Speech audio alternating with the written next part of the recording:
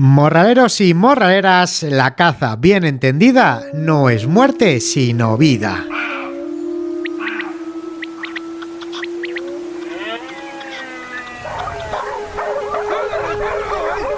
El morral del cazador.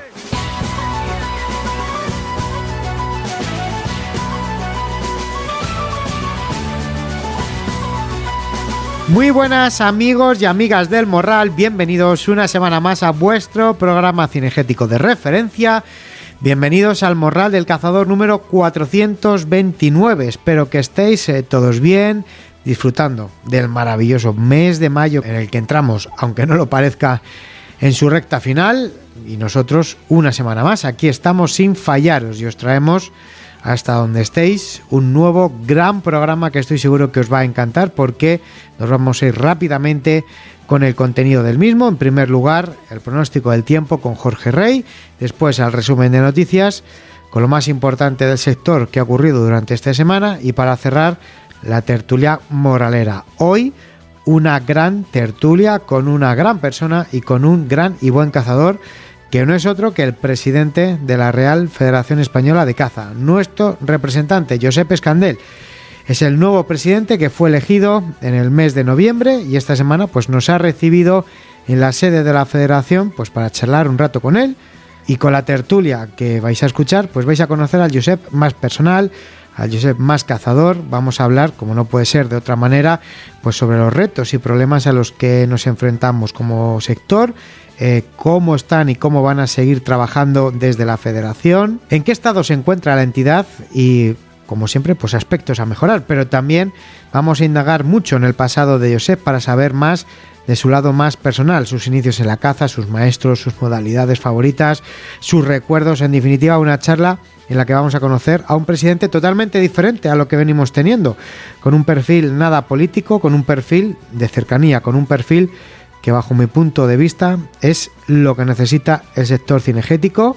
En definitiva, con el perfil de un cazador que empatiza con cualquier amante de nuestra modalidad. Así que de corazón os recomiendo que no os lo perdáis, porque os va a encantar y vais a descubrir a una gran persona y pues al que yo creo que va a ser un gran presidente, como es Josep. Recordaros, como todas las semanas, que nos podéis escuchar a través de la página web del Morral. Gracias por escucharlo y estar una semana más contribuyendo a que el Morral siga creciendo. Nos podéis escuchar a través de la página web de www.elmorraldelcazador.es, al igual que lo vais a poder seguir haciendo desde las plataformas de podcast habituales, y a las que, os lo digo, todas las semanas os podéis suscribir. Me da igual que sea iVoox, Spotify, Podimo, Audible, cualquiera de ellas os podéis suscribir, y todas las semanas, en cuanto yo suba el Morral, os va a saltar la notificación de que tenéis disponible un nuevo episodio. Y por supuesto, compartir con vuestros contactos el enlace del programa cuando os llega por WhatsApp. Lo podéis compartir a todo el mundo y cuantas veces queráis. Cuanto más lejos lleguemos, mejor. Más crecerá la comunidad de morraleros. Y también recordar, como todas las semanas, a todos los que nos escuchan a través de la radio convencional en Cantabria, desde la cadena Feeling, en la montaña leonesa a través de su radio Montaña Leonesa, y en Albacete en la emisora Airmax FM. Nos vamos a charlar ya mismo con Jorge y su tiempo, al resumen de noticias y a la tertulia morralera con Josep Escandell, presidente de la Real Federación Española de Caza. Así que preparar el morral, que nos vamos al campo a dar un paseo. Mientras tanto, nos vamos con el consejo del Calden y de High Micro, que son patrocinadores del Morral. Y ya sabéis que si parpadeáis os lo perdéis, porque esto es caza en estado puro.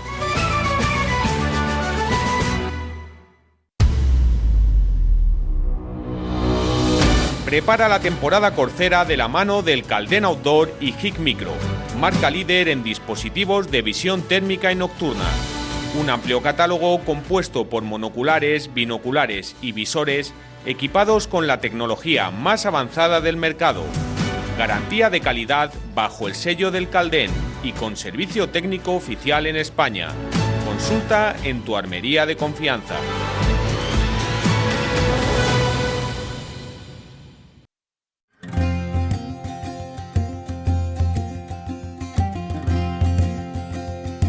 El tiempo en el Morral.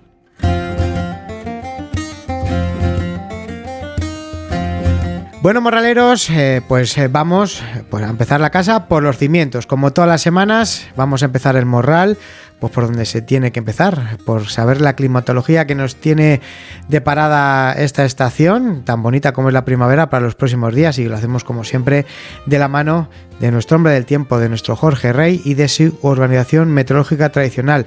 Jorge, muy buenas y bienvenido a tu casa, ¿cómo estás?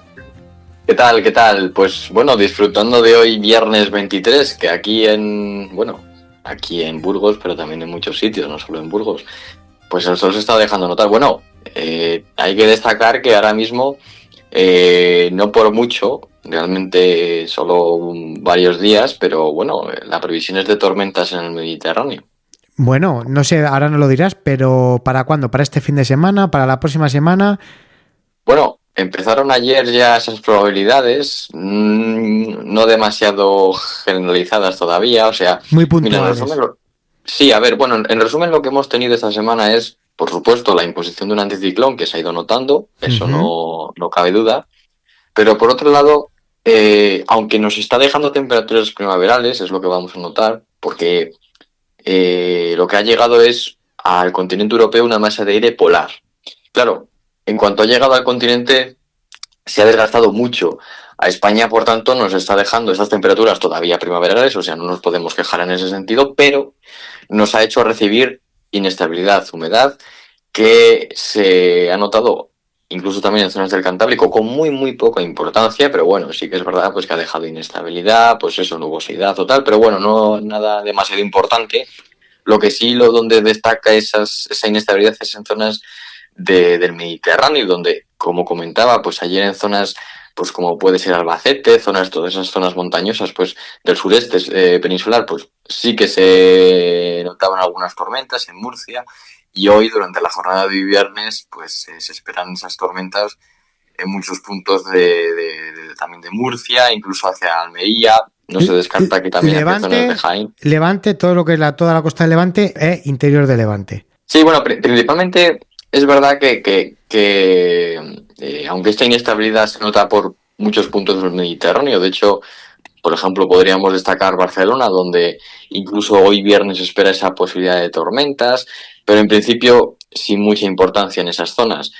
Cuando insisto que lo más importante se queda sobre todo para hoy viernes en esos puntos de Murcia, Alicante, Jaén, Granada, incluso zonas de Almería y sobre todo, por supuesto, zonas de montaña, ¿no? En principio las precipitaciones en zonas de costas no van a ser demasiado importantes. De todas formas, pues sí que es una inestabilidad que refresca un poco el ambiente antes también de que empiecen a subir las temperaturas con mayor importancia, y es que a pesar de todo esto el anticiclón sí que poco a poco va cogiendo fuerza, el anticiclón de las Azores adentrándose sobre España también con más energía todavía para la próxima semana, provocando un bloqueo anticiclónico en países como Francia, en países también como España, como Portugal, haciendo subir las máximas incluso a los 30 grados. De hecho, por ejemplo, podríamos destacar la semana que viene con un inicio donde ciudades como Sevilla o como Ciudad Real llegar a los 30 grados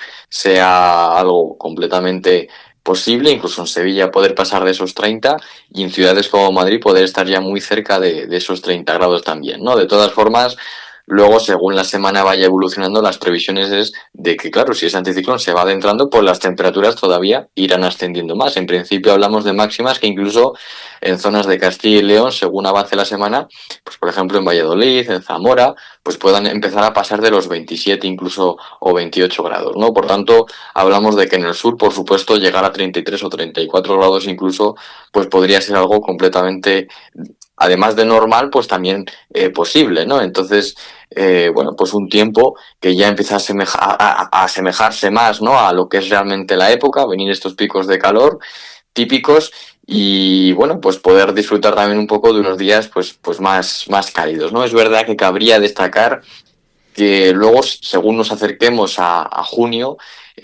también un poco yendo en la línea de las cabañuelas, pues acabarán llegando frentes que sobre todo inestabilicen más el ambiente en zonas del norte, pero bueno, de esto ya iremos hablando. Fenomenal. Es verdad que como siempre terminamos, pues bueno, a través del tiempo en JR, YouTube y tal, pero lo que está claro es que el ambiente ahora mismo pues viene a decirnos, pues oye, ya ha llovido mucho, ya ha habido muchos días nublados y de tormentas, ahora que salgan todos a disfrutar del campo, oye, que está bien bonito, ¿no, Javi? Efectivamente, está precioso, está precioso. No sé si tendrás algún refrán para terminar la parte del tiempo del Morral de hoy. ¿Tienes alguno? Pues mira, la verdad que para hoy concretamente no hay un refrán, lo que pasa que, bueno, dentro del mes de mayo tenemos muchos. Podríamos decir que tiene mayo la llave del año, pero hay uno que es muy famoso y es que, bueno, además también nos viene un poco, bueno, nos viene bastante bien porque hay un refrán que diría que hasta el 40 de mayo no te quites el sayo y si eres de Albacete hasta el 47. La verdad que con toda la razón del mundo, porque insisto que, bueno, a pesar de todo esto, pues junio todavía nos recordará que, bueno, pues que el verano le queda un poquillo, ¿no? Que el fresco, bueno, pues ahí está. Efectivamente, pues mira, yo te voy a decir otro porque nuestro chef Cobos, que es, vamos, un auténtico fan tuyo, me dice, dile a Jorge que tengo un refrán para él, para esta semana, que me dice que es así, dice, de Santa Quiteria a San Urbano, no se sabe si habrá paja o habrá grano. Porque 22, que fue ayer jueves, al 25 al domingo, o sea que de mayo, debe ser que de Santa Quiteria a San Urbano no se sabe si habrá paja o habrá grano, así que dependiendo del tiempo que hagan esos días, pues supongo que si llueve o graniza será paja y si no, pues será grano, deduzco yo, ¿no? Sí, sí. Muy bien, Jorge, pues nada, en 7 días volvemos a hablar, a ver qué nos tiene deparado el mes de junio, que ya pues estaremos a las puertas del mes que marca el inicio del verano, ¿de acuerdo? Pues mira, no sé por qué me da, pero entre anticiclones y borrascas va a estar el tiempo. Bueno, pues lo contaremos la semana que viene. Un abrazo, te seguimos en todos tus canales de difusión. Venga, un saludo, gracias.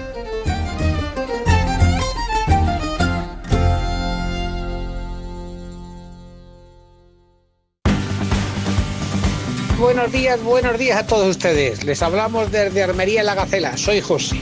Año nuevo, cuña nueva. Como ya saben, especialidad en caza, pesca hípica, taller propio y taxidermia incluida. Este año como objetivo tendremos el hacer un descuento a cualquier persona que nos llame desde el Morral del Cazador. Dependiendo del artículo le podremos hacer desde un 5 hasta un 10, un 15, un 20. Muchas gracias como siempre y bienvenidos al 2025.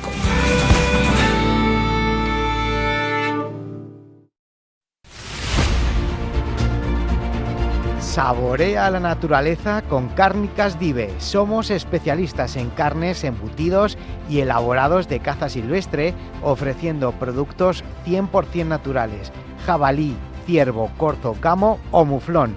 Todas nuestras carnes destacan por su sabor auténtico y su calidad inigualable, ideal para los amantes de la buena mesa, con la garantía de más de 40 años de tradición.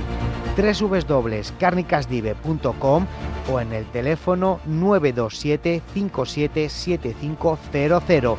Disfruta de la mejor caza silvestre directo a tu mesa.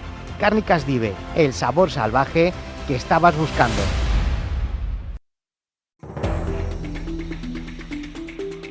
La actualidad cinegética en El Morral. Y tras charlar con Jorge, nos vamos al resumen de noticias, donde podemos leer que el registro telemático de los corzos, el precinto digital, llega al Tribunal Superior de Justicia. Vox pide su anulación. El partido político ha interpuesto un recurso del Tribunal Superior de Justicia que reclama la anulación de la orden que regula el registro telemático de piezas de caza, que tantos problemas ha ocasionado a los aficionados, sobre todo a principio de temporada, y que están obligados a hacer uso de él. La Reserva de Caza de los Montes Universales subastará recechos de corzo, ciervo y cabra desde 100 euros. 5 ayuntamientos y la Reserva de Montes Universales organizan una subasta pública el próximo 7 de junio en Colamarde, con permisos para cazar diferentes especies, por los que se podrá pujar desde 100 euros. Los interesados en participar deberán acudir presencialmente el día de la subasta. Los accidentes de tráfico con animales se disparan un 145% en España, con el jabalí y el corzo a la cabeza. Un nuevo informe revela la preocupante situación y el preocupante aumento de los siniestros por fauna en carretera, con el jabalí y en el corzo como protagonistas en la mayoría de los casos. Y sin ir más lejos, un motorista herido tras chocar con un jabalí en Murcia y un corzo atropellado en León que provocó un accidente. Ambos, como digo, accidentes provocados por animales que, como hemos comentado ahora mismo, siguen rompiendo récord, y es que los accidentes ocasionados por la fauna silvestre siguen disparándose. Adiós a la enfermedad de la seca en las encinas. Investigadores extremeños aseguran haber hallado la solución definitiva. Una investigación liderada por Cárnicas Joselito en Extremadura ha logrado erradicar la enfermedad de la seca en encinas y alcornoques. Ya se aplica con éxito en 2.500 hectáreas. El proyecto se articula en torno a la regeneración del suelo a través del uso de microorganismos autóctonos del ecosistema de la dehesa, en particular el hongo Trichoderma. Con reconocidas propiedades antimicrobianas, ha demostrado una inhibición del 100% frente al Psittaphthora cinnamomi en pruebas de laboratorio. La peste porcina africana retrocede en Europa. Los brotes caen un 83% y da un respiro al jabalí. La Autoridad Europea de Seguridad Alimentaria confirma el menor número de brotes de peste porcina africana en la Unión Europea desde 2017, con una fuerte caída tanto en Rumanía como en Croacia. Miguel Ángel Bayarri, buen amigo del Morral y presidente de APAVAL, es el nuevo presidente de la Asociación Europea de Cazas Tradicionales con motivo de la celebración del 26º concurso europeo de canto realizado en la localidad francesa de Fourcarquier. Se ha celebrado también este fin de semana la reunión anual de la Asociación Europea de Cazas Tradicionales, habiéndose desarrollado varias ponencias sobre migración, conteo, seguimiento y conservación de aves por varios expertos de Francia, Italia y España. Un oyente del Morral, José Juan Romero, nos hace llegar un problema al que se están enfrentando tanto apicultores como algunos sectores de la agricultura en Andalucía con la proliferación del avión oriental, del avispón asiático. Nos comenta que esta especie está declarada recientemente como invasora y depreda sobre multitud de insectos, además de pájaros, sobre todo cuando están recién eclosionados en sus nidos. Acostumbran a anidar en los huecos de los muros, construcciones humanas y sobre todo en el suelo, aprovechando muchas veces las madrigueras de los conejos y otras especies. Y quiere hacer un llamamiento a cazadores, ya pues que pasamos mucho tiempo en el campo, y aparte del consiguiente peligro que puede entrañar para el propio cazador pisar un avispero de esta especie invasora del avión real, esta avispa oriental, avispa velutina, avispa invasora, sería bueno que en caso de toparse con algún nido se pusiera en contacto con las autoridades competentes o con algún apicultor para su eliminación. Los censos de especies residentes del Observatorio Cinegético baten récord y superan los 1.200. La campaña de monitorización de especies residentes del Observatorio Cinegético a través de la aplicación CensData ha batido récords con un total de 1.230 censos válidos realizados por cerca de 400 colaboradores en todo el país, que han invertido 1.016 horas y recorrido más de 9.400 kilómetros.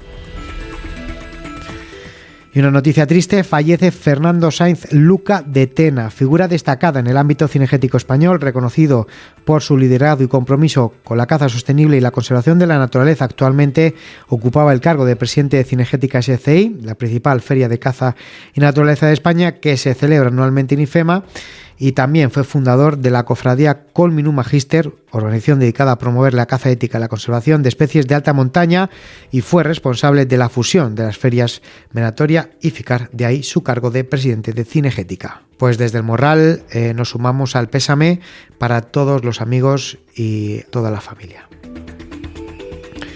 Las primeras codornices migratorias llegaron a la meseta a finales de marzo y principios de abril. El adelantado en la llegada de los pájaros obligó a los anilladores del Presto Coturnis a arrancar con 15 días de antelación respecto a la temporada pasada, y podemos decir que la meseta presenta un buen año de entrada de codorniz. El dinamizador del Presto Coturnis en Castilla y León, conocido de esta casa, presidente del CCB, José Antonio Pérez Garrido, marcó esta semana el ave número 100 de la temporada en su zona de trabajo, y lo ha logrado 15 días antes que en el año 2023, con menos salidas debido a las condiciones climatológicas. El número de cazadores en España se sitúa en 577.742, según el último estudio presentado por la Fundación Artemisan sobre el impacto económico, social y medioambiental de la actividad cinegética en nuestro país, con un total de 891.889 licencias autonómicas vigentes y 17.624 interautonómicas. Andalucía se erige como la comunidad autónoma con más cazadores, 151.387. Le sigue Castilla y León con 76.170 y en tercer lugar Cataluña con 54.218. En cambio, comunidades como Canarias, Baleares o La Rioja muestran cifras notablemente inferiores, como es lógico, por su superficie y población menor, con apenas entre 4.000 y 13.000 licencias.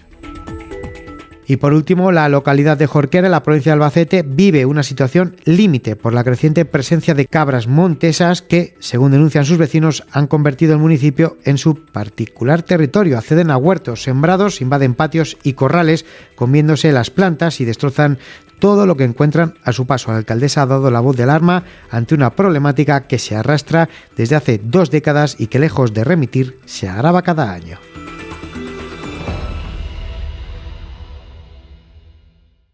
Llega a Córdoba Intercaza 2025, del 6 al 8 de junio en el Centro de Exposiciones, Ferias y Convenciones de Córdoba, junto al Parque Joyero, con 10.000 metros de superficie para zona expositiva y de actividades. Del 6 al 8 de junio te esperamos en Intercaza, una feria destinada a todos los apasionados y profesionales de la caza y la naturaleza, con entrada, parking y autobús gratuito. Más info en intercaza.com y Prodeco, Diputación de Córdoba. Y el del medio de los chichos se me ha parecido en sueño, se me ha parecido y me ha dicho: de tu rumba soy el dueño. Vamos, José. Y el del medio de los chichos me ha dicho que en la otra vida se la han olvidado las penas, se acuerda de la alegría, pero me ha dicho que estamos solos, ya no tiene compañía. La tertulia moralera. Me ha dicho que soy muy bueno, que tengo buen corazón y que nunca voy sereno, que se me nota en los ojos, que mi mirada es de hielo. Me ha dicho que en otra vida yo era un perro callejero. Bueno, morraleros, vamos a por la tertulia de esta semana. La verdad es que, siendo sincero, me hace especial ilusión la charla que vamos a tener con el protagonista de hoy, ya que, bueno, pues desde el primer momento en el que se dio a conocer, en el momento en el que me conocí, pues me transmitió algo que pues nos llenó de ilusión, ¿no? A mí, yo creo que a todo el sector cinegético en general, y me dio a entender el camino y la transformación que está teniendo el mundo de la caza. Me transmitió cercanía, humildad y trabajo, aspectos que en nuestro sector pues necesita. Por eso hoy nos hemos venido hasta la sede de la Real Federación Española de Caza, que nos han abierto las puertas de par en par y facilitado al máximo esta charla, esta tertulia que vamos a mantener con el, entre comillas, recién elegido presidente de la Real Federación Española de Caza, don Josep Escandel. Un placer tenerte en el Morral. Y muchas gracias por hacer accesible la federación a todo el mundo. ¿Cómo estás? Pues muchísimas gracias a vosotros por darnos voz. Como siempre os digo a los medios de comunicación, que para nosotros es fundamental dar a conocer lo que hacemos, tanto los cazadores en general como desde la federación en particular. Y bueno, es verdad que no habíamos tenido ocasión desde que salí, pero bueno, para mí es un auténtico placer estar con vosotros hoy. Igualmente, lo que te he dicho, muchísimas gracias. Ya casi 7 meses desde tu elección. ¿Cómo han sido estos meses? ¿Cómo ha sido tu adaptación? ¿Te lo esperabas todo así? A ver, es verdad que habías estado ya dentro del mundo federativo, sabías lo que era, pero claro, esto es otro nivel nacional. ¿Cómo han sido estos meses? Pues bueno, han sido 7 meses de retos, pero continúo muy motivado porque la gente, la verdad, que me lo ha puesto muy fácil, tanto desde el aspecto deportivo, todos nuestros competidores, como a nivel, digamos, estratégico y digamos, un poco más de operativo de la federación, con todos los presidentes autonómicos implicados, ilusionados con el nuevo proyecto. Entonces, pues bueno, hemos tenido pues las situaciones habituales de cualquier cambio de ciclo y adaptándonos perfectamente con un equipo de trabajo que ya estaba en la federación y que han hecho que todo fuera, estos engranajes que fueran muy fáciles para mí. Fenomenal. Bueno, la verdad es lo que tú estabas comentando, ¿no? Si tienes un poco el apoyo que habrás recibido también, no solamente apoyo laboral, sino apoyo pues mental, un poco de toda la gente de que te ha estado apoyando, pues eso también es importante durante este tiempo. Efectivamente, al final mis aciertos dependen mucho pues, del consejo que me pueden transmitir todos los presidentes que tienen más experiencia que yo y que tienen una perspectiva más amplia de lo que es la federación y más concreta de lo que son los territorios, que al final es lo que nos define como cazadores, nuestra vinculación a los territorios.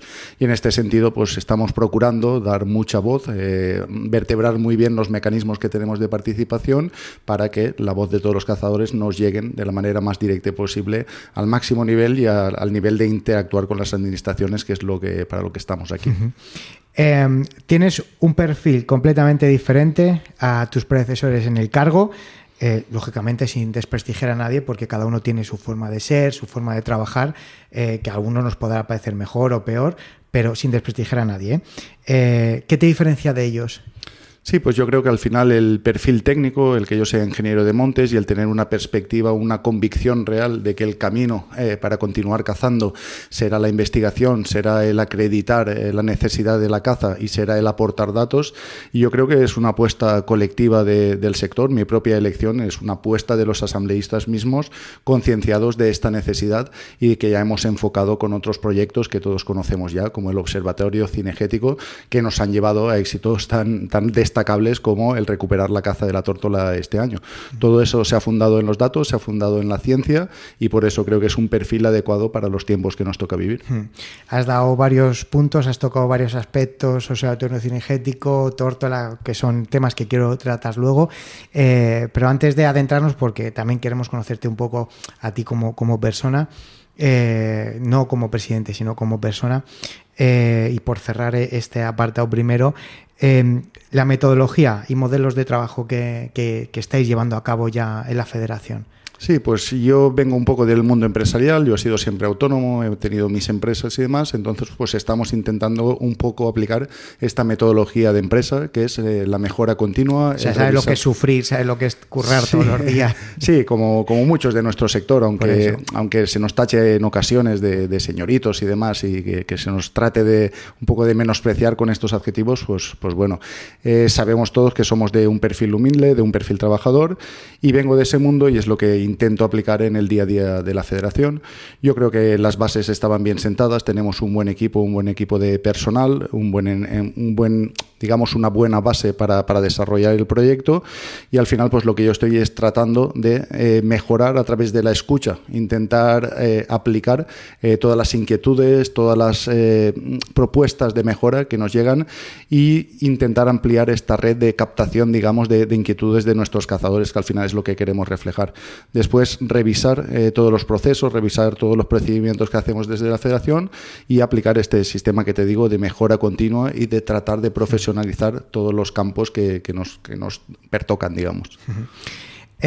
Bueno, como te comentaba antes y en la presentación lo decíamos, transmites yo creo que lo que necesita la caza en nuestro sector, pero para que los oyentes lo entiendan tenemos que conocerte mejor y para ello, bueno, pues quiero andar un poco en tus orígenes, de dónde eres, tus raíces cinegéticas, tú o tus maestros cinegéticos, y siempre nos centramos en uno, pero muchas veces son varios, y luego pues tus primeros recuerdos cinegéticos. Sí, pues bueno, yo vengo de Gabarda, que es un pequeño pueblo de Valencia, de la Ribera Alta, está a unos 50 kilómetros al sur de Valencia, y es una zona eminentemente agrícola, pero muy interior. Cerquita. Interior, bueno, estamos a 25 o 30 kilómetros en línea recta de la costa, pero bueno, un pueblo de interior, y está en esta interfase agrícola y ya de monte, bajo de la Muela de Cortes. Este sería un poco el escenario donde yo crezco. Como cazador me formo gracias, hay dos líneas, una gracias a mi abuelo materno y otra sobre todo a mi padre. Mi padre es quien me inculca la caza menor, me inculca el cariño por los perros, me inculca el cariño por los pointers en particular, y es quien me introduce en el mundo de la caza, sobre todo de la caza de la perdiz. Yo soy un cazador eminentemente de menor, que como muchos otros me he tenido que adaptar un poco y poco a poco me voy introduciendo en diferentes, efectivamente, en diferentes modalidades de la mayor por necesidad. necesidad, sobre todo en Valencia por necesidad, pero que por gusto yo soy un cazador de menor. Y después pues la otra línea era mi abuelo materno, que yo apenas tengo los recuerdos, pero ahora sí que lo relaciono con la caza, una cosa que yo ni siquiera sabía que era caza en ese momento, que es que me llevaba a capturar jilgueros y practicaba el silvestrismo, efectivamente. El parán. El parán, bueno, en ese caso utilizábamos las redes, las japonesas, las redes de panel de estas, y yo en aquel entonces ni lo relacionaba con la caza, porque para mí era algo totalmente cotidiano ir con... Bueno, es que el mundo del parán, el mundo del silvestrismo, en la comunidad valenciana, nos centramos porque tú eres de allí, es un mundo, al final es pasión lo que hay. Efectivamente, tenemos una tradición, un gran arraigo y muchas particularidades inherentes como cualquier territorio, diríamos, pero en Valencia en particular estas dos tienen mucho arraigo. Bueno, es que particularmente yo es una cosa que he destacado y lo hemos comentado aquí en el Morral alguna vez cuando hemos hablado con algún vecino de comunidad tuyo.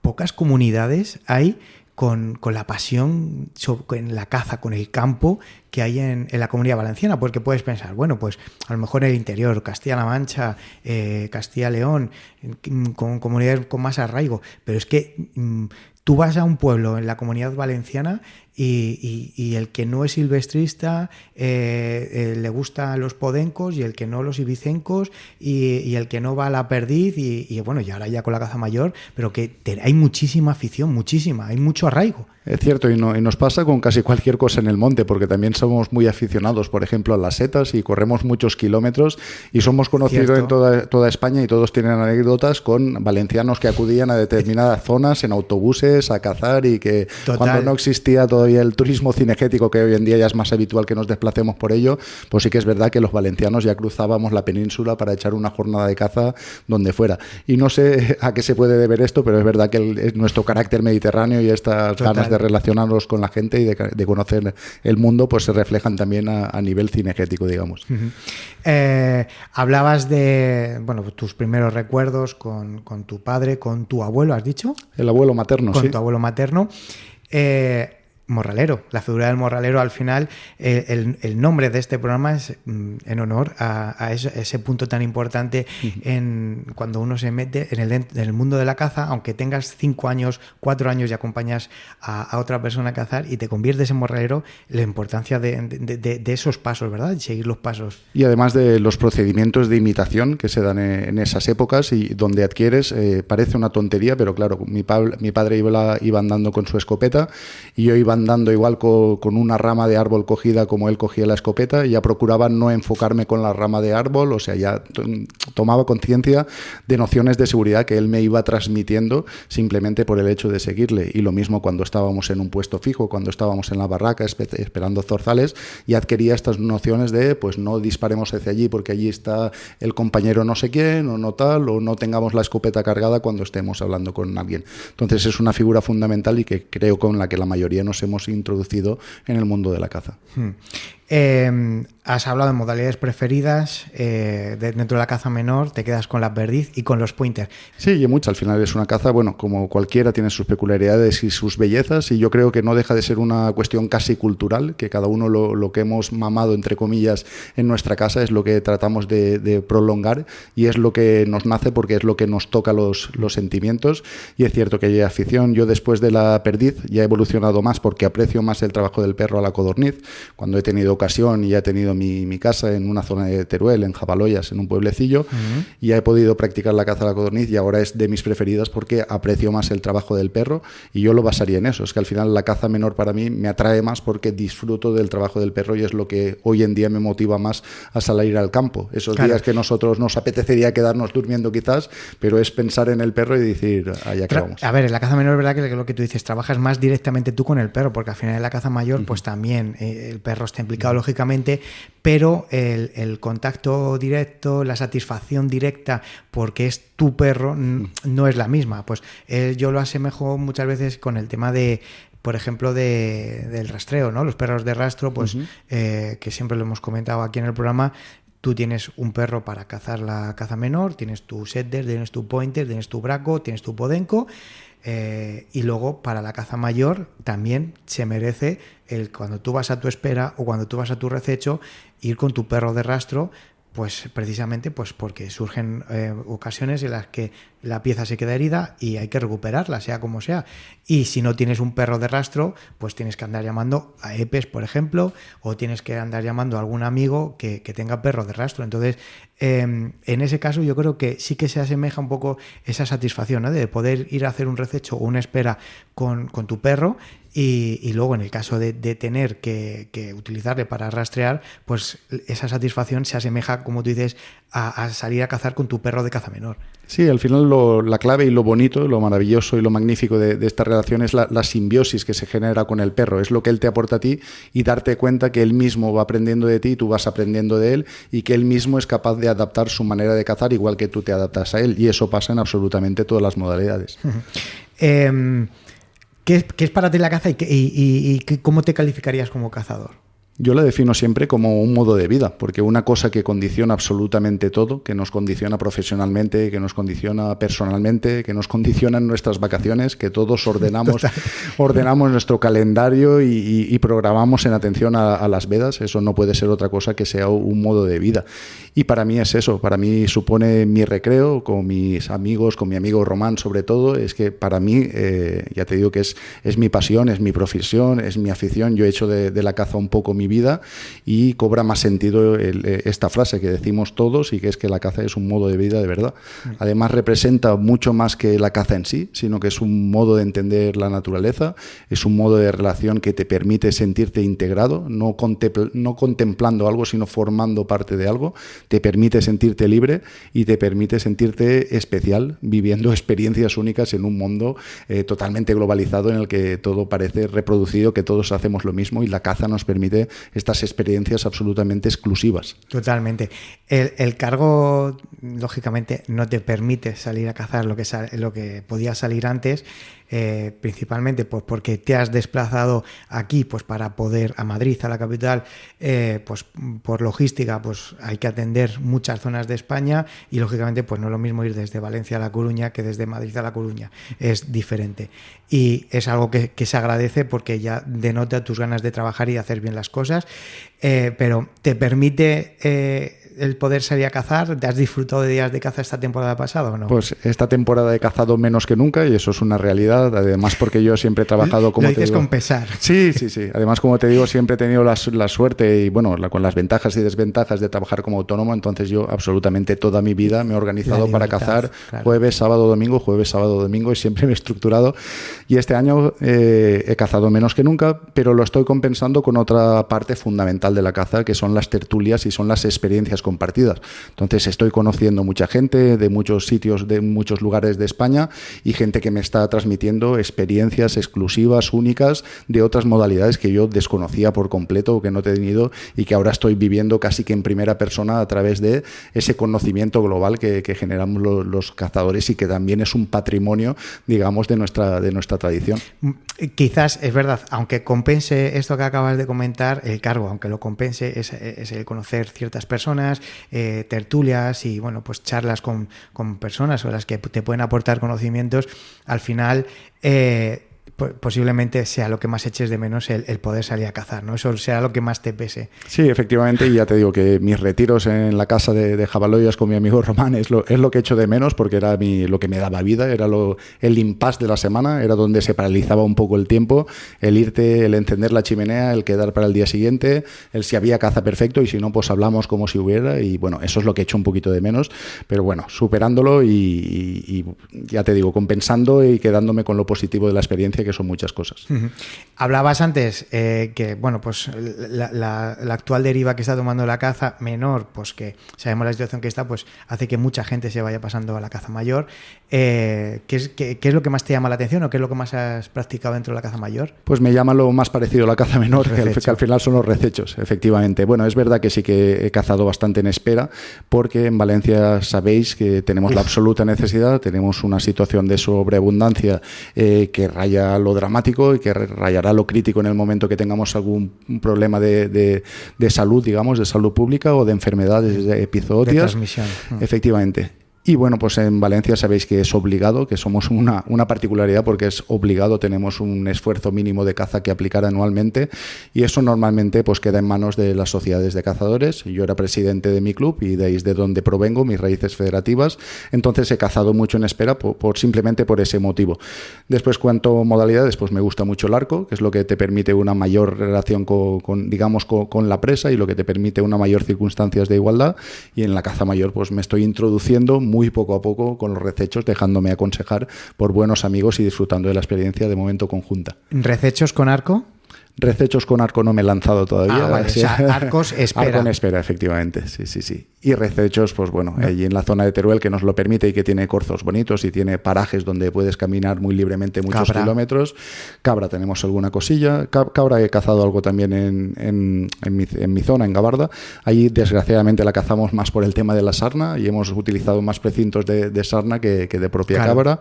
Pero bueno, pues eso es lo que... Y en eso me voy introduciendo.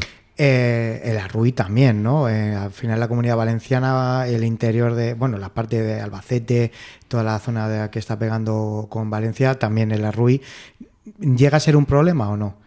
Bueno, realmente hemos pasado por varias etapas, varias fases del arruí, desde que fue estrictamente cinegética, después se empezó a considerar invasora y le pusimos un límite que era una carretera al sur de Valencia, norte de Alicante, y la consideramos invasora al norte de esa carretera y teníamos una consigna de exclusión de cualquier ejemplar que superara de ahí. Entonces, pero la verdad que las poblaciones parece se han estabilizado, se ha integrado totalmente en la rutina, digamos, en la idiosincrasia de la caza española.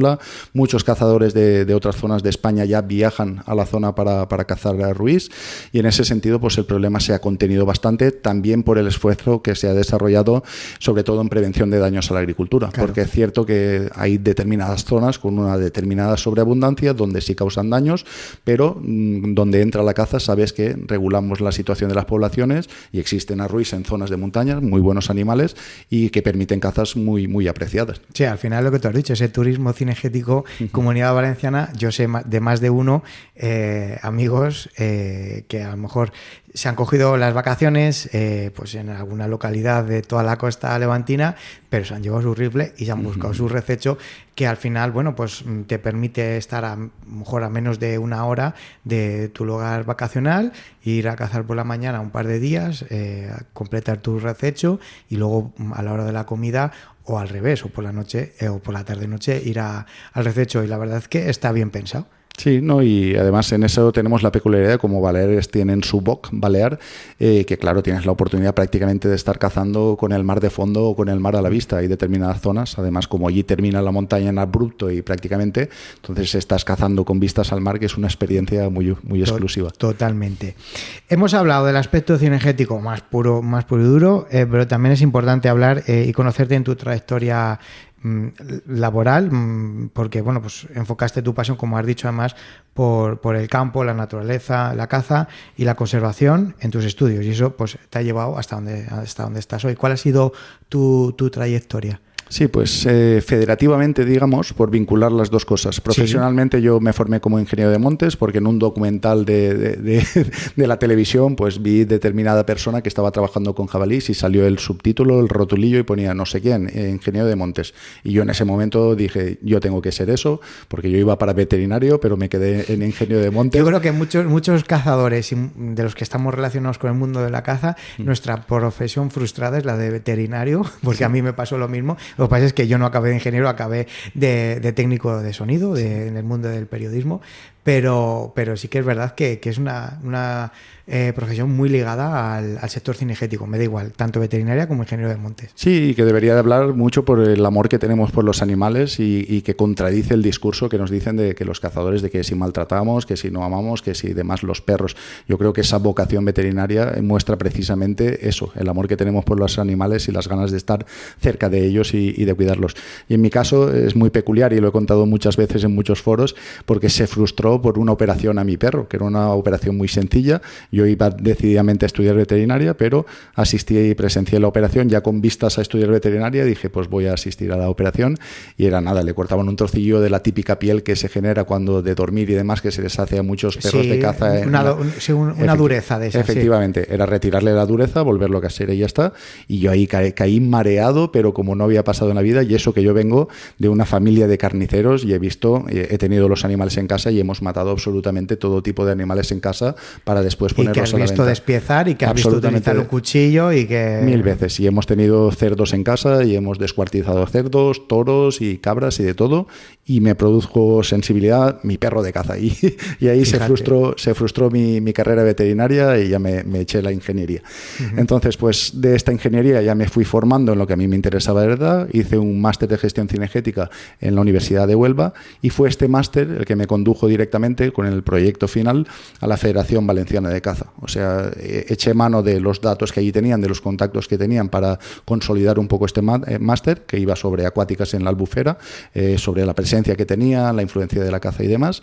Y ese fue mi primer contacto, digamos, profesional estrictamente relacionado con la caza. Y a partir de ahí ya pues me desarrollé en gestión de cotos, tramitando muchos cotos del entorno. Claro, al final como ingeniero, pues...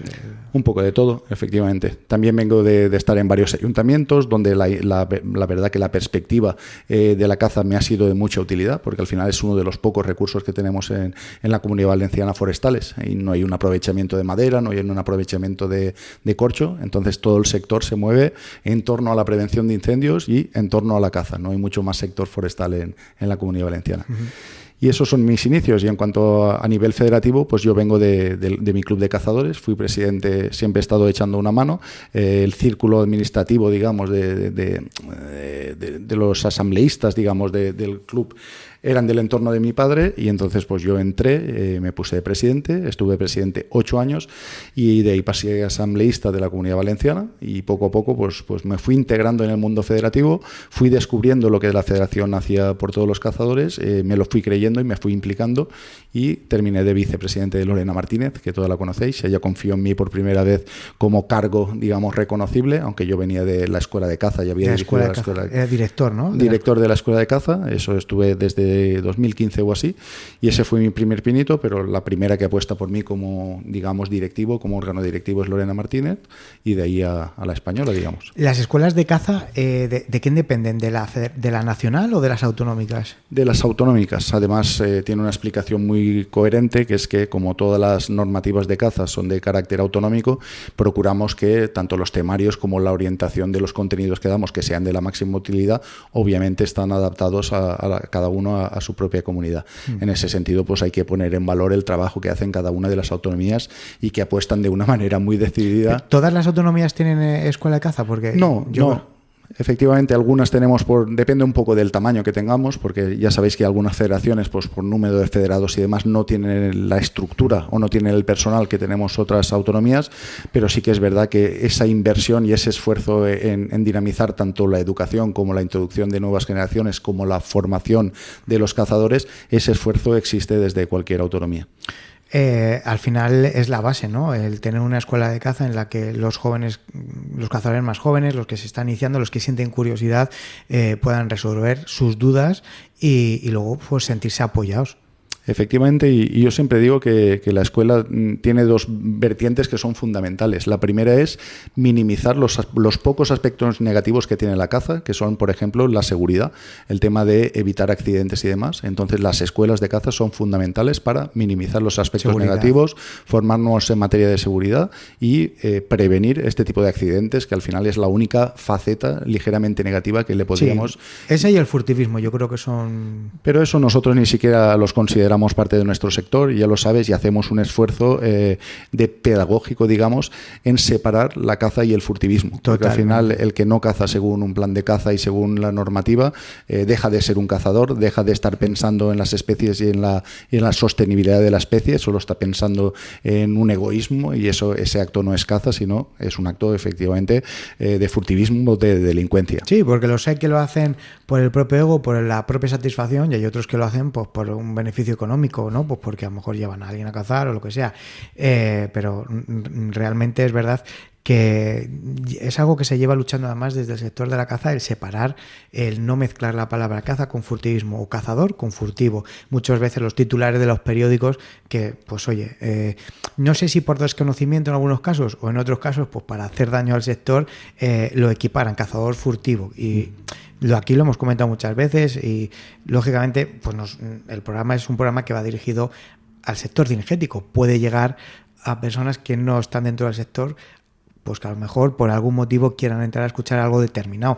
Pero al final nosotros dentro del sector lo tenemos a conciencia eso y sabemos lo que significa, pero dentro, o sea, afuera, ese es el problema que hay, que no lo saben diferenciar. Sí, yo al final creo que es una cuestión de desconocimiento y al final se vincula directamente porque es el único nicho de uso prácticamente que tenemos, además del deportivo, pues el único nicho de las armas a nivel estatal, pues es la caza. Otros países tienen autorizado con otros motivos, pero en España es la caza.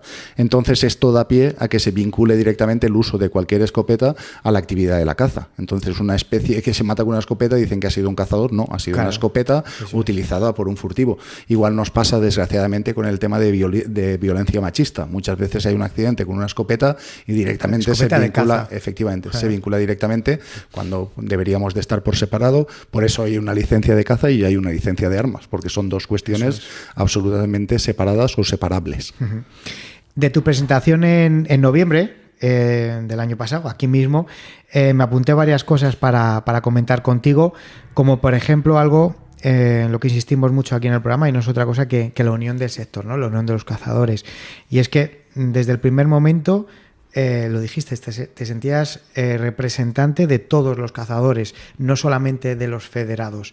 Ese era uno de tus retos. Sigue siendo uno de tus retos. Sí, efectivamente. Además tenemos una vocación claramente integradora, donde creemos que todo tipo de asociaciones, todo tipo tienen derecho a defender sus intereses particulares, pero que es necesario que haya un colectivo que nos aglutine a todos numéricamente, porque al final eso es lo que nos da el peso político y el peso específico cuando vamos a negociar. Entonces es fundamental que cada uno dentro de su negociación de intereses y demás esté integrado en este colectivo que suponemos, y siempre es lo que les decimos a los políticos, que somos más que afiliados tienen PP y PSOE.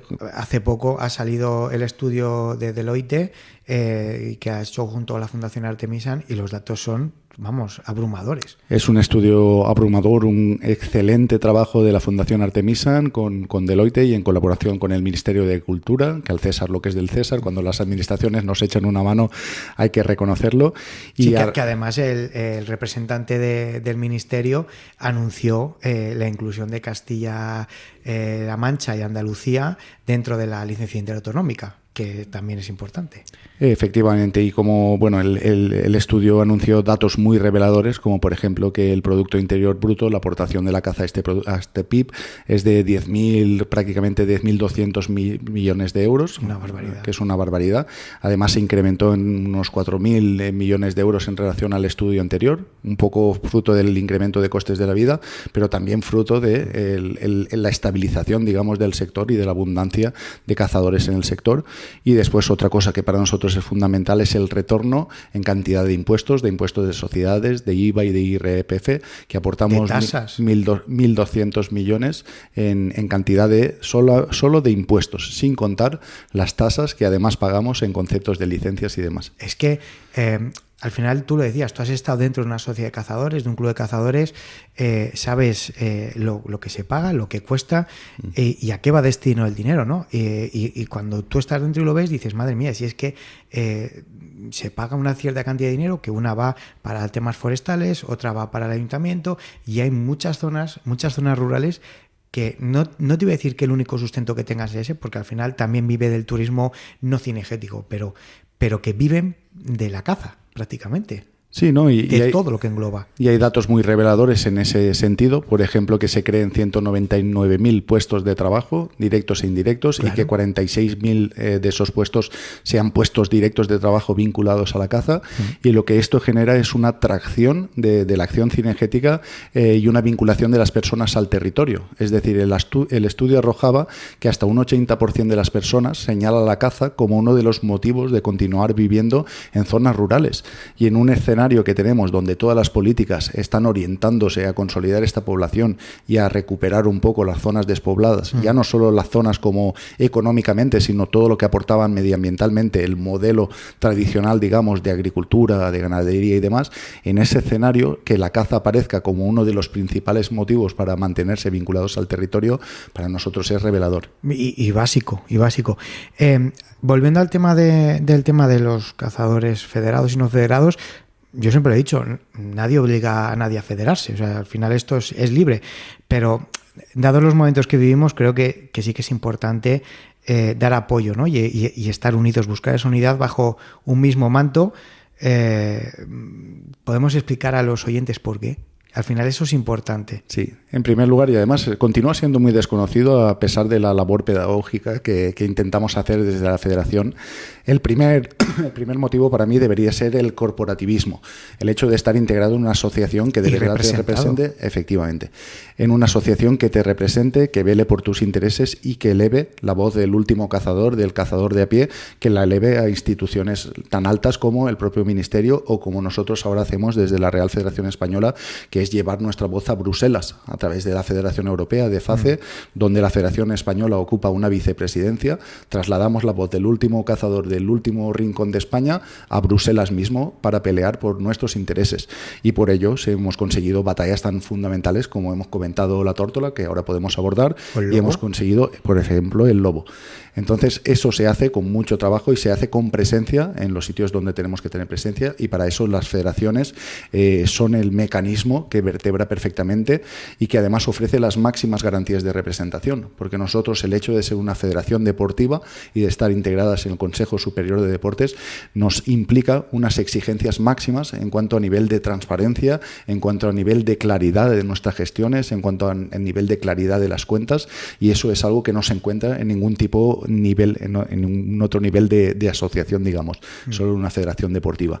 Además de ello, las federaciones autonómicas hacen un trabajo ingente en convertir que las prestaciones y las aportaciones que hacemos como federados se conviertan en servicios. Entonces, cualquier federación autonómica dedica los recursos de sus federados a retornarlo en servicios jurídicos, de asistencia jurídica, para los problemas que cualquiera podemos tener en el campo, que podemos tener a nivel normativo. Que surgen, o un problema que te surge, jurídico, o de lo que sea, claro. Efectivamente, los revierten en, por ejemplo, iniciativas como las escuelas de caza, o nos hacen un asesoramiento técnico, que también es fundamental, y más en el escenario que estamos viendo, donde la investigación, el estudio y los datos van a ser claves. Además de todo eso, por si fuera poco y por si no nos pareciera suficiente, pues es verdad que la federativa satisface una necesidad y un requerimiento estrictamente egoísta, que es el tener asociado un seguro de daños propios, que cualquiera que, bueno, en zonas puede ser menos complicado, pero cualquiera que en algún momento lo tenga que rescatar un helicóptero se acordará de toda su vida y agradecerá haber tenido en ese momento un seguro de daños propios asociados como licencia deportiva. Entonces nosotros, eso es lo que también tenemos vinculado a la licencia federativa. Al final es lo que tú dices, ¿no? Es sentirte representado y estar bajo un mismo manto todos en una situación en la que vivimos actualmente, en la que, bueno, pues vienen ataques de muchos sitios y pues al final divididos no hacemos nada, pero estando juntos ya se demostró con la Marea Naranja en Madrid, en aquella histórica manifestación, pues que tenemos mucha fuerza, somos muchos. Y además yo le insisto mucho a la gente que además de este corporativismo o de este asociacionismo, si de verdad no te representa, por lo menos te da los mecanismos para que puedas participar. Porque yo llegué a la federación precisamente para mejorar la federación que ya había. Había determinadas cosas que a mí no me convencían, pero que la manera de cambiarlo es implicarte en la federación, participar y aportar lo que tú puedas aportar para mejorarla. Entonces, si no nos representa, siempre nos ofrece los mecanismos para que traslademos y para que nosotros intentemos mejorarla. Y en cuanto a lo que has dicho, pues es fundamental, como vertebración del sector, es fundamental. Sin las federaciones no sería posible el poder de convocatoria que tuvimos en esta manifestación. Hay que reconocerle la contribución de otros muchos sectores que se volcaron y que aportaron, pero sin el poder de convocatoria que tienen las federaciones, sin su estructura, digamos, jerárquica o piramidal, que todos somos capaces de transmitir el mensaje desde la Federación Nacional a las autonómicas, al último de los clubes y al último de los cazadores, sería imposible conseguir ese nivel de movilización. Al final es verdad que lo que tú has dicho, ¿no? Siempre ha habido esa duda sobre la federación, antiguamente, sobre todo hace años, pues que había gente que no se sentía representada, pues bueno, pues porque había esa niebla, ¿no? Había cosas que no estaban claras, había gente que no estaba de acuerdo, había cosas que pues no se estaban haciendo bien, pero todo eso lleva un trabajo detrás que tú lo estás continuando intentando mejorar. Al final la gente, los cazadores lo que tenemos que valorar es eso, que se está mejorando, que no se ha ido a peor, sino todo lo contrario, que se ha ido a mejor. Entonces eso tiene que ser ya un indicio, un paso adelante, pues para el que tenga alguna duda, oye, que pregunte, o si no, incluso para federarse. Efectivamente, y las puertas quedaron abiertas desde mi principio, digamos, en la federación, ya quedaron las puertas abiertas y ya me quedé a disposición de cualquiera que se quiera acercar o cualquiera que quiera llamar para explicarle absolutamente toda la idiosincrasia de lo que supone la federación y lo que representa el movimiento federativo. Y en ese sentido yo creo que las garantías, como te digo, por el amparo con el CSD, son garantías plenas y hemos superado etapas de las que decías tú, de oscurantismo, igual que ha pasado a nivel político y a todos se nos ocurre que hechos de hace 20 años hoy serían irrepetibles por la evolución de la sociedad, lo mismo ha pasado exactamente a nivel federativo. Hablabas de que por tus orígenes entiendes el significado del cazador a pie, has sido presidente de un club de cazadores y aquí quiero destacar y darle importancia que se merecen a las sociedades y a los clubes de caza. En el Morral siempre les hemos dado voz porque pues yo lo digo siempre, son los que sustentan la caza, los que están pues haciendo labores de conservación de forma altruista, simplemente pues oye, les gusta cazar pero también porque les gusta conservar, ¿no? Y en varias ocasiones nos han transmitido que se han visto olvidados, que se veían olvidados pues por los entes que les representaban y la mayoría pedían soporte, pedían ayuda con formación, con comederos, con bebederos, porque quieren hacer bien las cosas, ¿no? Para hacer gestión. Y luego, bueno, pues también nos comentaban mucho que hiciéramos programas hablando sobre eso, que entrevistáramos a sociedades de cazadores, a clubs, a gestores, que les dieran pautas, pues cómo hacer las cosas, cómo gestionar, sobre todo relacionado con la caza menor, que sabemos que estaba en declive, ¿no?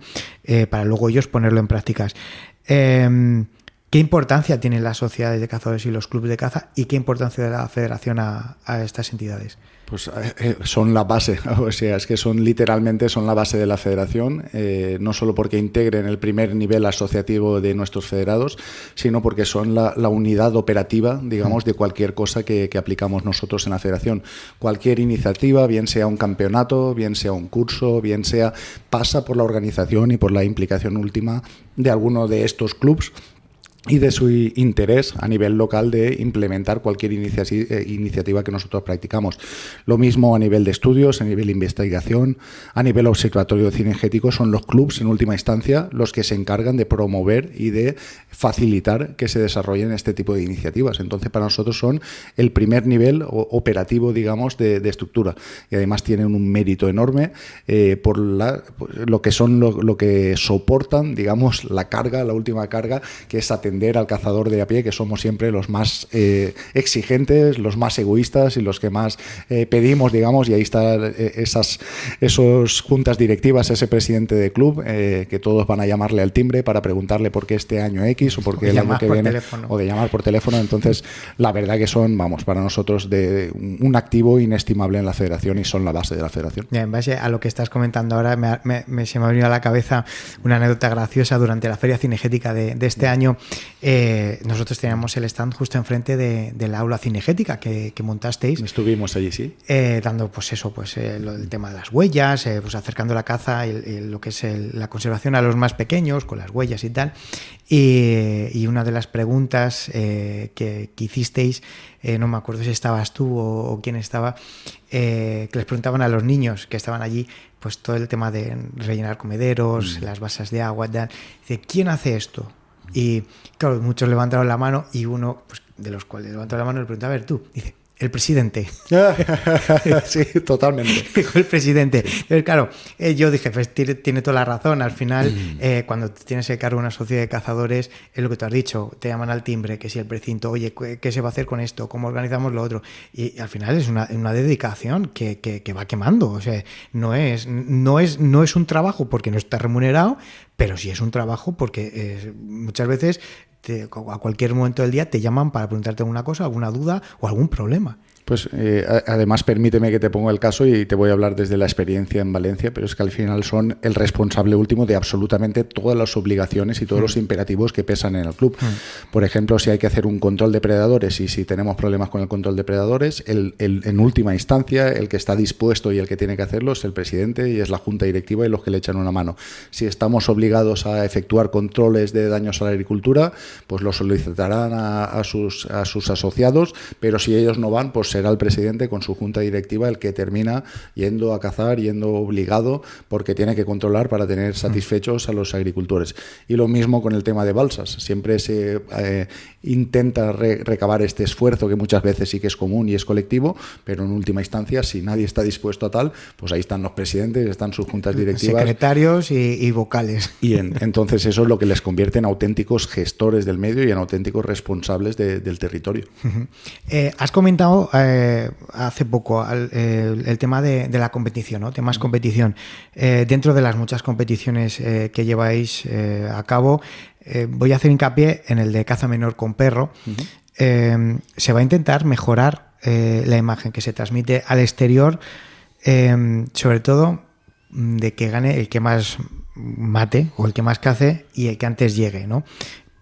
Que si lo vais a intentar poner solución o estáis mirando algo, porque sí que es verdad que desde que Jesús Juan se puso al mando del tema de competición, bueno, pues la competición ha mejorado muchísimo, o sea, la gente está encantada y para mí ha hecho un trabajo excepcional, pero sí que creo que ya no solamente por el exterior, sino de cara a nosotros, intentar mejorar esa imagen.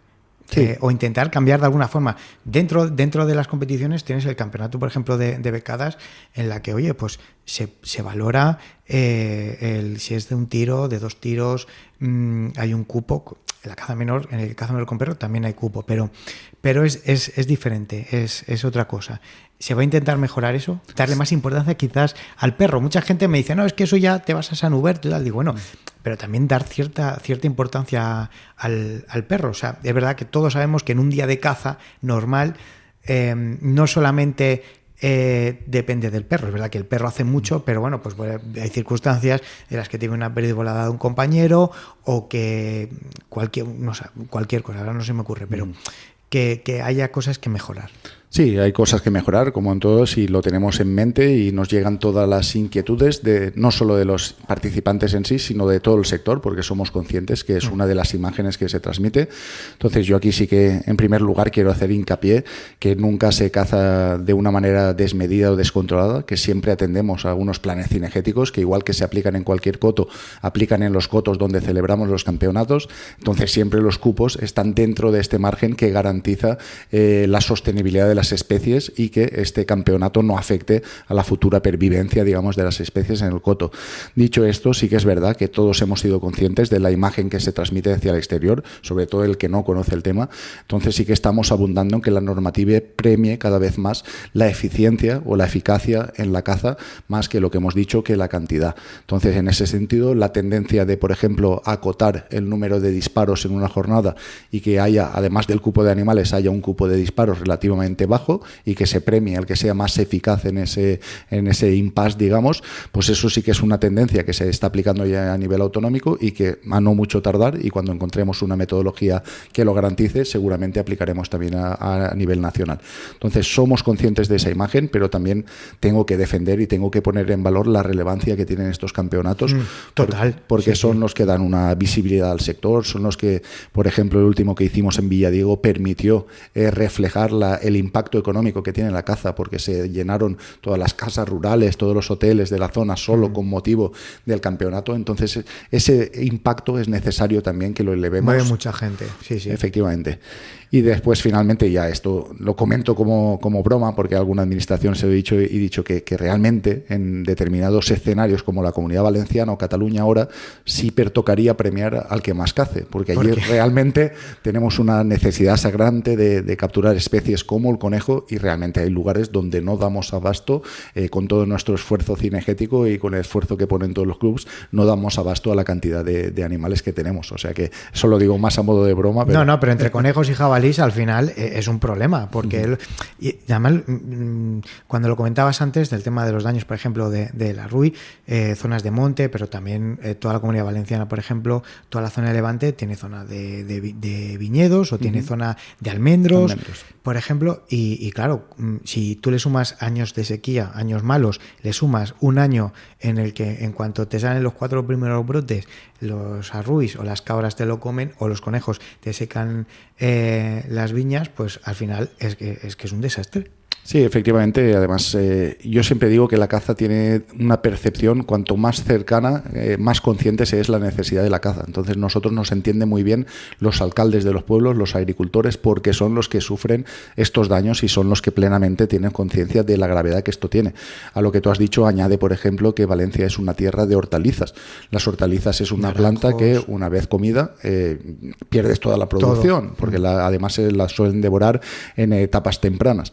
Después ya no es el daño a los propios árboles, sino que es que registramos daño incluso en estructuras, en infraestructuras de goteo, que son redes bastante caras tanto en su instalación como en su mantenimiento, y que muchas veces pues la fauna en su busca de agua pues roe estas bumas, estas tuberías, es su manera de llegar al agua. Entonces, los daños son ingentes y sobre todo lo que dices tú, en leñosas, cuando se llega a un determinado nivel del año, pueden incluso provocar la muerte de los árboles. Y esto, en un sector como el agrícola que tenemos, muy deprimido y que está en el umbral de la rentabilidad, determina absolutamente que una actividad pueda ser rentable o no rentable en función de los daños agrícolas que tenga. Todo esto va en relación a la siguiente pregunta que te iba a hacer. Ciencia y caza. Han salido en varias ocasiones durante la tertulia la Fundación Artemisan del gran trabajo que están haciendo junto a otras asociaciones a título personal, pues que son muchas y al final no vamos a nombrar ninguna porque nos quedaríamos muchas sin decir, y al final todas hacen su trabajo y lo hacen bien. De hecho, si no fueran por todos los estudios, por todos los censos, todos los proyectos, la opción de volver a cazar la tórtola o de volver a gestionar el lobo siendo especie cinegética, pero que tampoco sea algo que a nosotros en España haya una cultura muy desarrollada, sí por el tema del control, por el daño a la ganadería, pero si no hubiera sido por todos los estudios y toda la fuerza que se ha hecho desde la Fundación Artemisa, la Federación, etcétera, hubiera sido imposible. Los cazadores. Sí, efectivamente. Iba a insistir en ello, iba a abundar en ello, claro. que lo diferencial de estos estudios no ha sido el estudio en sí, sino que ha sido que ha podido unir y ha puesto a colaborar de la mano a 3 facetas, digamos, que ha sido la investigación dirigida con Fundación Artemisa, al asociacionismo, que hemos sido las federaciones y a través de ellas todos los cazadores, que han sido fundamentales en la implicación a través de observatorio cinegético y en la colaboración de la aplicación de esos estudios, asemejables a lo que conocemos como ciencia ciudadana. O sea, la base de datos hemos sido los cazadores y es fundamental que continuemos implicados. Y después ha habido una tercera pata fundamental que lo tenemos que reconocer, que han sido las administraciones, que también nos han echado una mano y que han estado a la altura de defender nuestros estudios a nivel europeo. Y ahora es muy gratificante saber que eso se ha convertido en una referencia en Europa y que otros países que interactúan con nosotros en FACE se han interesado por el modelo de España para reproducirlo en sus respectivos países y aplicarlo de cara a monitorizar sus poblaciones cinegéticas y que pueda ser lo que ha hecho España a través de estas 3 patas, reproducirlo en otros países y que esa sea la principal fuente de alimentación de datos científicos. Hemos sido referente y hemos sido ejemplo. Yo siempre lo he dicho, al final el trabajo que se ha hecho con el tema de los censos es que hasta hace unos años no había datos, no había forma de rebatir absolutamente nada. Claro, te decían no. ¿Y quién me dice que no me estás mintiendo? Al final ahora sí que lo podemos rebatir. Efectivamente, y ya te digo que sobre todo también en el tema de la tórtola se ha reconocido nuestro trabajo a nivel europeo y sabéis que España va a ser con mucha diferencia el país que va a recuperar un mayor número de capturas frente a otros que va a ser algo totalmente residual y minoritario, y eso ha sido fruto del buen trabajo que hemos realizado y el buen trabajo en defender estos resultados. La Federación siempre se ha vinculado a la caza menor, pero como hemos comentado, pues la deriva de la caza te lleva hacia la caza mayor? Pues porque la situación de la caza menor, a pesar de los esfuerzos de conservación que hacemos desde el sector cinegético, sociedades de cazadores y tal, pues la gente va tirando, o por lo menos dedica el mismo tiempo a la menor que a la mayor. ¿La federación va a seguir su trabajo de acercarse, de abrazar, por decirlo de alguna forma, a los cazadores que sean de mayor? Hay un pequeño matiz, y es que la federación no se vinculaba a la caza menor por sí, sino que se vinculaba a la caza social. Y la caza social tradicionalmente había sido caza menor. Claro. Entonces, por eso las federaciones estábamos vinculadas a la caza menor. Pero ahora la caza social se está convirtiendo también en caza mayor. Total. Entonces, las federaciones, desde luego, hemos tomado el guante desde el primer momento, y muchas de las funciones de las federaciones se han volcado en atender las necesidades de los federados y los cazadores sociales, que en última instancia son a quienes nos debemos. Entonces, por ejemplo, te pongo el ejemplo de Valencia, de Cataluña. La mayor parte de sus esfuerzos ya se están volcando en encontrar soluciones a la situación de sobreabundancia de especies como el jabalí, en facilitar el tema de la ejecución de los controles, en facilitar que la carne que se produce en estos controles y los residuos de esta carne, que son problemas del cazador social, tengan una salida bien en el mercado, o bien que podamos desechar y que podamos integrar, digamos, quitar del medio. Entonces, estos esfuerzos ya se están reconociendo y ya los están integrando las federaciones como su parte. A nivel competitivo también es curioso que algunas modalidades se están desarrollando ya, y en breve celebraremos, por ejemplo, en A Coruña, el campeonato de rastro de jabalís, tanto el salvaje como el atraillado, como el manso, digamos, y son modalidades que van reconociendo estas necesidades y esta evolución del sector, y las federaciones, como no puede ser de otra manera, pues se adaptan a la evolución del sector. Claro, me ha gustado esa aclaración que has hecho, porque claro, el tema federativo siempre se asoció más a la caza social, que estaba asociada a la caza menor. Y también me gustaría abundar en este aspecto, que también hemos cambiado mucho las entidades, las instituciones que representamos caza menor, caza mayor. Hemos cambiado mucho el pensamiento y somos conscientes de que el objetivo es común y de que los enemigos son comunes, y que tenemos más puntos en común que puntos en contra. Y yo creo que ahí hay que poner en valor el esfuerzo que estamos haciendo por aproximar las posturas, por buscar los puntos que nos afectan a todos, como por ejemplo podría ser el caso de la munición de plomo, que es un reto que tenemos frente a nosotros y que va a implicar a todos los sectores, y que nos estamos coordinando, nos estamos organizando, y ya no dedicándonos a socavarnos o creyéndonos actores contrarios, sino a buscar los puntos que realmente nos unen y hacer un esfuerzo en la misma dirección.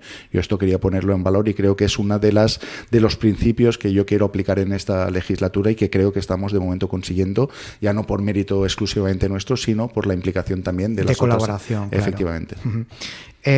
Dos temas que quería comentar contigo, y uno es que tampoco le quería dar más importancia, porque lo que quiero hacer es también normalizarlo, ¿no? El tema de la mujer en la caza se habla muchísimo, pero yo creo que al final yo lo veo como algo normal, por lo cual tampoco hay que darle más importancia de la que tiene, sino hacerlo como algo normal, ¿no? De hecho, nosotros tenemos una comisión de mujer igualitaria que nos obliga el Consejo Superior de Deportes, sí. Y lo primero que me dijeron mis integrantes féminas de la comisión, es que les parecía un poco denostante que tuvieran que tener una comisión para algo que ellas tenían totalmente normalizado, y es que nosotros ya lo tenemos tan integrado en nuestra estructura. Claro. Es verdad que por abundancia nos queda mucho camino, y queda mucho camino hacia la igualdad, digamos, numérica, pero en verdad las mujeres están ocupando, y no por iniciativa nuestra, no por nuestra promoción, sino por sus méritos propios, puestos de gran relevancia en la federación. Ya todos conocéis perfectamente Lorena Martínez, presidenta de la Comunidad Valenciana, Marta Lliteras, presidenta de Illes Balears, y ahora también Carlan Llano, presidenta de La Rioja. No están ahí porque sean mujeres o porque tenga que haber un 50% de presidentas en España, sino que están ahí porque son las personas más valiosas en su contexto autonómico, y porque representan un núcleo de necesidad, que en este caso son de necesidades particulares, que son las mujeres, y se están abriendo se están abriendo paso, cada una en su campo y cada una por méritos propios. Eso no quita que nosotros dejemos de estar presentes o dejemos de estar pendientes a cualquier cosa, cualquier sesgo que les hubiera podido perjudicar en algún momento, y que obviamente tenderemos a eliminar, pero ellas se han integrado perfectamente. Y el relevo generacional, básico para la caza. Muchas autonomías, muchas federaciones pues están aunando pues para cursos, licencias, abaratar costes, porque al final la caza no es cara, pero tampoco es barata. También depende de la modalidad y dónde caces. Porque si tú cazas en la sociedad tuya de tu pueblo, pues al final también las sociedades tienen esa labor de incluir, de facilitar el acceso a los cazadores más jóvenes, porque al final es que son el futuro. ¿Cómo está trabajando la federación con el relevo generacional o qué tenéis en mente? Pues ahí hay que poner en valor muy en valor el trabajo de las federaciones autonómicas, que al final son las que tienen las competencias últimas en este tipo de iniciativas territoriales, pero que todas ellas han confluido, se han coordinado y han acordado el tomar este tipo de iniciativas, bien sea para eliminar los gastos en la dispensa de las licencias federativas, bien sea en las licencias. Entonces están batallando a nivel político y a nivel normativo para eliminar todo el tema de burocracia, todo el tema económico que puedan facilitar a las nuevas incorporaciones. En ese sentido también los cotos, nosotros hacemos una gran labor pedagógica contándoles la necesidad de esto, pero es que los cotos ya son muy conscientes y ellos mismos, cada uno de sus cotos toma la iniciativa y favorece la incorporación de nuevos cazadores, bien facilitando una licencia reducida en primera instancia, un pase del coto, o bien como ha hecho Andalucía recientemente, que ha facilitado jornadas de caza exclusivamente dirigidas a jóvenes para que puedan incorporarse, para que puedan probar lo que es la actividad. Entonces ya te digo que tanto a nivel clubes como a nivel federaciones autonómicas todos son plenamente conscientes y todos han tomado este tipo de iniciativas orientadas a eliminar por lo menos las trabas de incorporación. Ya vamos tocando fin porque llevamos casi una hora charlando. Obstáculos que tenemos, que nos encontramos y que nos vamos a encontrar dentro del sector cinegético a nivel nacional, a nivel de Europa. Se va a volver a cazar en los parques nacionales, las nuevas normativas sobre perros, transportes, que afecta tanto a caza mayor como a caza menor. Son varios frentes los que tenemos abiertos. Hay unos que ya se han solucionado o que están en vía de solucionarse, pero hay otros que están u otros que van a venir. ¿Qué es lo que tenemos en el horizonte? Pues bueno, y por ser escuetamente y podemos ofrecer algunas pinceladas, tenemos un reglamento de cría de perros y gatos que nos preocupa bastante porque aunque la vocación última era evitar de manera muy legítima el comercio ilegal dentro de la Unión Europea, esto atendía pues a los anuncios que todos conocemos de 1000 anuncios de X perros de venta en Rumanía o en X. Entonces, el fondo de la cuestión era eminentemente práctico y era legítimo, pero la verdad que nos preocupa que afecte en última instancia a cualquier cazador que en última instancia tiene su camada para continuar una línea de sangre muy concreta para producirse sus cachorros y demás.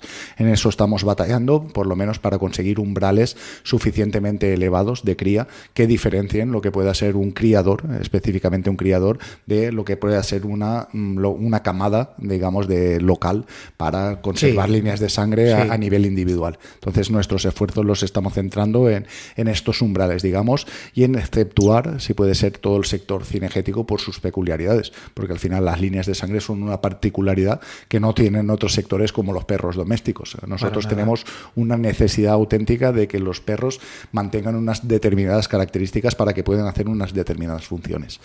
Después tenemos el reglamento de transporte animal, que afectaría a cualquier tipo de transporte, tanto granjas, digamos, como animales domésticos.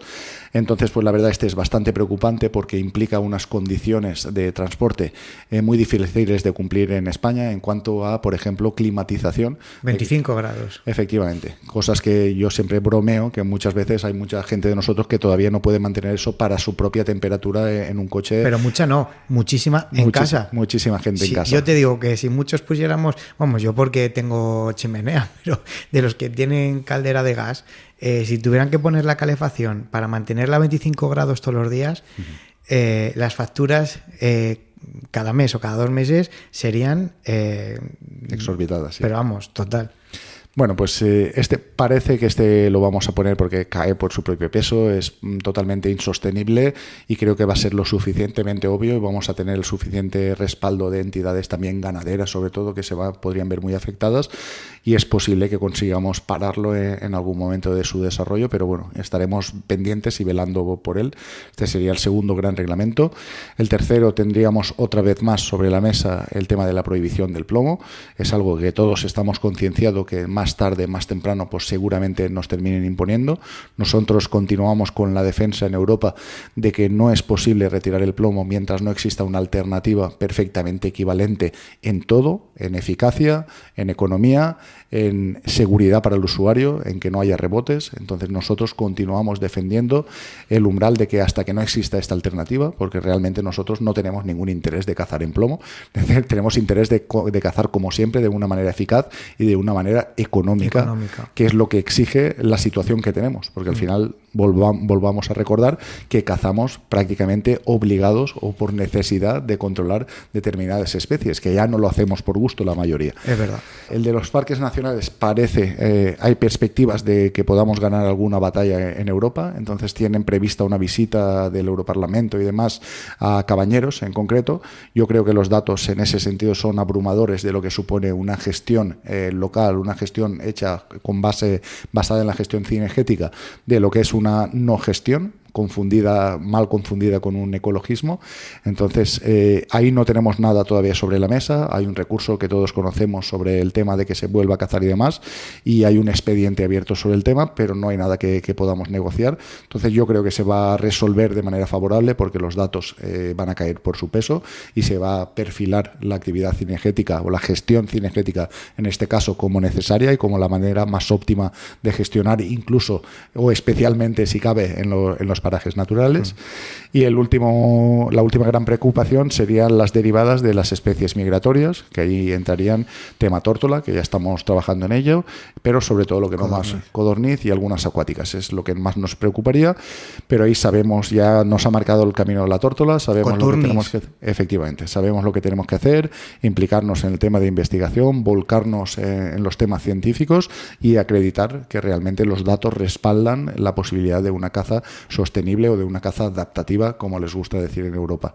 Nosotros ahí estamos velando sobre todo porque no se imponga una moratoria, porque no pase como con la tórtola y que haya una transición de que si tenemos que reducir capturas mientras acreditamos datos y demás, pues estamos dispuestos, nos podemos adaptar también a justificar, a mejorar los métodos de registro de capturas, como con la tórtola va a pasar con el tema del precinto digital, pero lo que no es una vía es imperar una moratoria que paralice el tema económico, paralice el sector, paralice las mejores ambientales que nosotros implementamos con motivo de mantener estas especies, y todo eso nuestra idea es evitarlo y que haya una transición suave, digamos, hacia modelos sostenibles como hemos conseguido con la tórtola en este caso. Bueno, pues hemos hecho un amplio resumen, hemos hecho un abanico tanto de tu vida cinegética, tu vida laboral, tu vida personal. Quería terminar pues si nos podías contar algún recuerdo o algún momento de caza que recuerdes con tu abuelo, con tu padre, con tu amigo Román, o algunos momentos así más especiales que recuerdes con cariño. Sí, pues yo creo que todos recordamos nuestra primera especie, nuestra primera pieza que abatimos, y en mi caso fue muy particular porque fue una tordeja, un zorzal charlo, que además en mi zona son muy poco comunes y fue una cosa pues bastante extraña que pasara por allí. Y recuerdo que fue la primera vez que mi padre me dejaba la escopeta y en lugar de tirar a un bote de Coca-Cola, que era lo que todos tirábamos, pues me dejó disparar a una que se había parado en una charca, en una rama, y ese fue mi primera especie, mi primer ser viviente que abatí como cazador. Fue bastante premonitorio, porque después a la larga cazar a la tordeja precisamente, y como decía con mi amigo Román, ha sido una de mis actividades y ha sido una de las cazas que he desarrollado con mayor gusto, digamos. Y también recuerdo, como cualquier cazador de menor, mi primera perdiz. Yo creo que eso es inolvidable para todos, y yo iba por el fondo de un barranco, que ya sabes que los padres eran mucho de no, ve tú por abajo, que yo voy por aquí arriba. Entonces recuerdo que fue una perdiz que le voló a mi padre, que voló de su perro, y que nada, disparé con la plana de mi abuelo, que me cedió en ese día, y cayó en el fondo del barranco. Nos costó muchísimo de encontrar, porque efectivamente... Pero tú le ibas a cobrar sí o sí. Hombre, no tenía más remedio, porque era mi primera perdiz, y fue además en la Sierra de Enguera, y además que fue el primer sitio donde yo cacé así y empecé a caminar, y la recuerdo perfectamente con eso, y la cobramos, y además fue 50% mérito mío, 50% mérito del perro, lo cual fue también más muy premonitorio, efectivamente, y muy premonitorio de lo que sería después mi vida cinegética, que muy vinculada al perro y muy agradecido a los perros, digamos. Qué gusto da, Josep, hablar con un presidente que hable de caza, que sea cercano, de verdad, se agradece mucho, porque no estamos acostumbrados a eso, y al final pues oye, yo estoy seguro que muchos de los oyentes se van a sentir muy identificados y van a decir, pues es un presidente que caza, es un presidente cercano. Sí, al final y descubrirán lo mismo en todos nuestros presidentes, prácticamente todos nuestros presidentes básicamente, autonómicos, sí. Con la mínima curiosidad, con la mínima, digamos que el mínimo acercamiento que se haga con la mentalidad abierta y con el interés de conocer a una persona, van a descubrir gente muy cercana y gente muy abierta y gente muy cazadora que de verdad se preocupa y se inquieta porque la caza continúe como nosotros la conocemos. Y ese es nuestro motivo último de implicarnos a nivel federación. Bueno, pues vamos a terminar y quiero terminar con una frase del poema del mío Cid que dice: Señor, qué buen vasallo si tuviera buen señor. Nosotros desde el sector cinegético necesitamos un referente, alguien que nos apoye, que sea nuestra voz, que nos defienda y que baje el barro. Creo que lo tenemos contigo, Josep, lo tenemos con la federación. Me da la impresión de que nos esperan unos buenos años. Se ve las ganas, se ve el trabajo, se ve la implicación y yo creo, como digo, que nos esperan buenos años. Eres conocedor, lo hemos estado comentando durante toda la tertulia de las necesidades del sector cinegético. Ingeniero, un perfil no político, es que no se puede pedir más. Es verdad que ha sido un auténtico placer el charlar contigo, el pasar este rato conociéndote un poco más y bueno, pues acercándote a los oyentes del Morral. Gracias de verdad. Nada, muchísimas gracias a vosotros y como siempre por darnos voz y encantado cuando nos requiráis. Bueno, y por supuesto que tenéis vuestra casa, tenéis vuestro altavoz en el Morral para lo que necesitéis y lo hemos dicho, la unión no solamente es en el sector de la caza de los cazadores, sino también en los medios de comunicación, en federaciones. Al final es una unión que tenemos que ejemplarizar. Cualquier cosa que necesitéis desde el Morral, pues tenéis nuestro apoyo y vuestro altavoz. Pues muchísimas gracias y es fundamental que todos estemos implicados desde todos los sectores, comunicación, federaciones e incluso sectores profesionales, Exacto. Productores de carne, cualquier sector, fundamental que estemos unidos porque los retos son comunes para todos. Pues un abrazo y muchísimas gracias, Josep. Muchísimas gracias.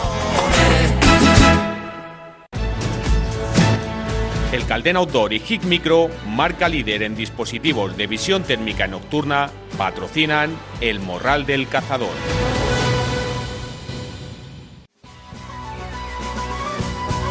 Bueno, morraleros, pues hasta aquí llega el Morral 429. Espero que haya sido de vuestro agrado, espero que hayáis disfrutado con la tremenda charla que acabamos de tener, y lo voy a decir claramente, con el gran presidente de la Real Federación Española de Caza, que tenemos la suerte de tener, como habéis escuchado, a un presidente con un perfil nada político, con un perfil cazador, que es lo que necesita el sector. No os penséis que lo hago por peloteo, no os penséis que lo hago porque tengo algún tipo de colaboración con la Real Federación Española de Caza, todo lo contrario, no tenemos nada, simplemente estamos contentos de ver que después de mucho tiempo, sin infravalorar y desmejorar el trabajo que han hecho anteriores presidentes, pero el sector necesitaba un presidente como Josep, un presidente cazador, un presidente al pie de campo, a pie de los cazadores, al servicio de los cazadores y bueno, pues dando ejemplo de lo que es ser cazador. Y bueno, pues yo creo que tenemos que aprovechar esta situación que tenemos y unirnos todo lo que podamos, porque unidos vamos a conseguir mucho más que haciendo cada uno la guerra por su cuenta. Nosotros desde el Morral, agradecidos a la Real Federación Española de Caza y en particular a todo su departamento de comunicación y al presidente, a Josep, que nos abrieron las puertas de su casa, de la federación, pues para esta charla que os hemos traído, en la que hemos conocido al Josep más personal, al Josep más cazador y al Josep más trabajador. Espero que haya sido de vuestro agrado. Yo he disfrutado un montón y nos escuchamos dentro de 7 días, que nosotros no paramos, ya tenemos el Morral de la próxima semana en marcha, así que, como siempre os digo, mucho cuidado con los desplazamientos, mucho cuidado con las armas y la caza bien entendida no es muerte, sino vida. ¡Viva la caza!